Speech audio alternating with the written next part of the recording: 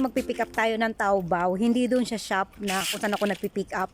Pipick up tayo doon sa 4PX na machine. Tuturuan ko kayo kung paano mag-pick up sa mga ganun. Kailangan mo siyang makuha in 24 hours kasi kung hindi, mawawala na yung iyong item. So, tara, pick upin na natin. So nakikita niyo naman si Kuya, yan, kumukuha rin siya ng kanyang order. Madali niya lumagitik yung locker at kinuha niya yung item sa loob. At our turn. Yung may red light na yan, pwede kasing QR code ang ipapunch mo dyan at pwede rin naman yung pinaka-pin.